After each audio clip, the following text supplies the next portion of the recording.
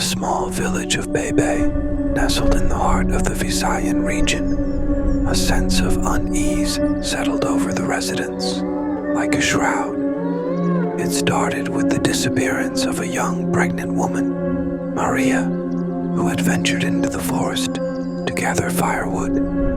Her husband, Juan, searched for her tirelessly, but she was nowhere to be found. As the days passed, more villagers began to vanish, all of them pregnant women. The villagers were baffled and terrified, unsure of what was happening to their loved ones. Some said they saw a dark figure lurking in the shadows, while others spoke of hearing strange noises in the dead of night.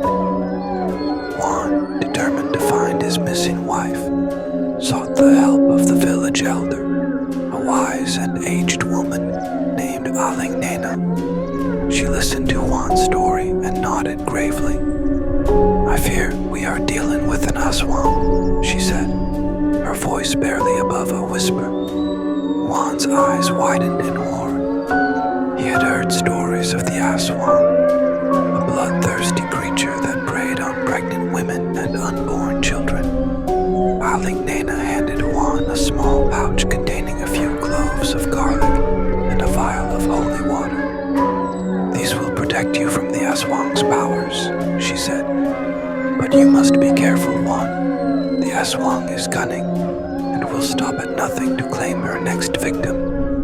Juan set out into the forest, armed with the garlic and holy water. As he walked, the trees seemed to grow taller and the shadows deeper. He could feel eyes watching him, and the air was thick with an eerie, unnatural silence. Suddenly, a figure emerged from the darkness.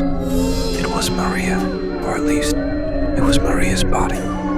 Her eyes were black as coal, and her skin was deathly pale. Juan's heart sank as he realized that his wife had been taken by the Aswang. The Aswang, still in Maria's form, began to speak, her voice low and husky. "Juan, my love," she said, "I have been waiting for you. You will make a fine addition to my family." Juan knew he had to act fast. He pulled out the garlic and holy water, holding them up like a cross. The Aswang let out a blood-curdling scream as the garlic and holy water repelled her. Juan took advantage of the distraction to grab Maria's body and make a run for it.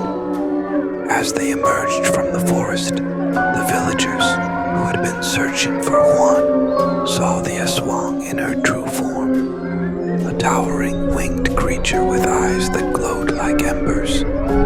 The villagers, armed with torches and stakes, chased the Aswang back into the forest, determined to rid their village of the monster once and for all. Juan, meanwhile, cradled Maria's lifeless body in his arms, mourning the loss of his beloved wife. Though the Aswang had been defeated, the memory of her terror would haunt the village of Bebe for generations to